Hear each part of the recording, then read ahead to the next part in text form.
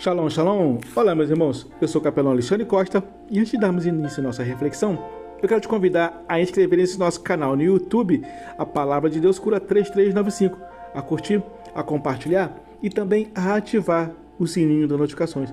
E a bênção de Deus para o seu dia de hoje está no segundo livro de Reis, capítulo 6, versículo 16 em diante, que diz assim: E ele disse, não temas, porque mais são os que estão conosco do que estão com eles. E orou Eliseu e disse, Senhor, peço-te que abra os olhos para que veja. E o Senhor abriu os olhos do moço e viu, e eis que o monte estava cheio de cavalos e carros de fogo em redor de Eliseu.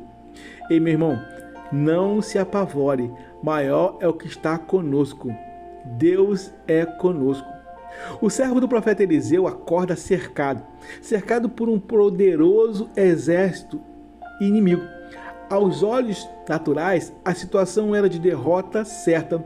O medo toma conta desse coração desse jovem. Mas Eliseu, homem de intimidade com Deus, enxergava além do visível. Ele sabia que a proteção de Deus ela não depende da quantidade de soldados humanos, mas da presença do Deus poderoso conosco e na fé que depositamos nele. Por isso, sua oração não foi contra o inimigo, foi uma oração simples, mas para que Deus abrisse os olhos espirituais do moço. E a oração que nós devemos fazer a Deus é que tanto os nossos olhos espirituais, como de quem esteja conosco, quem esteja caminhando conosco, possa sempre estarem abertos, independente de qual seja a situação. E que nunca percamos a fé neste Deus único que tanto nos ama. E desse texto extraímos algumas lições que vamos compartilhar. A primeira lição é que o medo nasce quando olhamos apenas para o que é material, para o que é visível.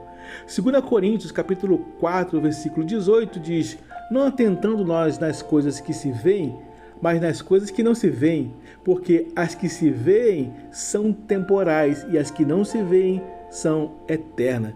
Que estejamos com os nossos corações sempre atentos às coisas eternas, às coisas de Deus. O moço viu cavalos, o moço viu espadas e cercos. Eliseu viu a eternidade em ação em seu favor. Quando nossa visão se limita ao natural, ao físico, o coração se enche de medo. Mas quando aprendemos a olhar pela fé, entendemos que o que é invisível sustenta o que é visível. Ei, creia, Deus está agindo nessa sua causa.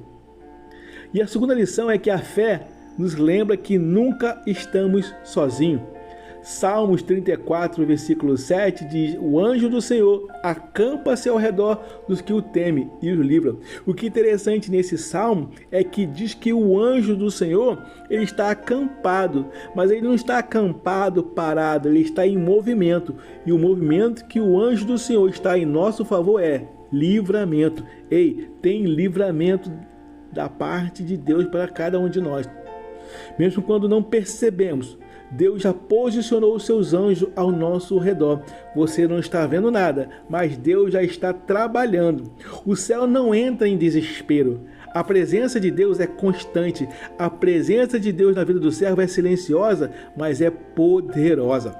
A fé nos faz descansar, sabendo que mais há conosco do que contra nós. E a nossa terceira lição é que Deus responde orações que pedem discernimento espiritual. Ei, Deus está respondendo a nossa oração. Efésios capítulo 1, versículo 17 em diante, diz: Para que o Deus do nosso Senhor Jesus Cristo, o Pai da glória, vos dê em seu conhecimento o espírito de sabedoria e de revelação, tendo iluminados os olhos do vosso entendimento, para que saibais qual seja a esperança da sua vocação. Meu irmão, minha irmã, Eliseu não pediu livramento imediato, pediu visão. Quando Deus abre os nossos olhos espirituais, entendemos que Ele já está agindo e agindo em nosso favor. Discernimento espiritual nos traz paz antes mesmo da vitória se manifestar.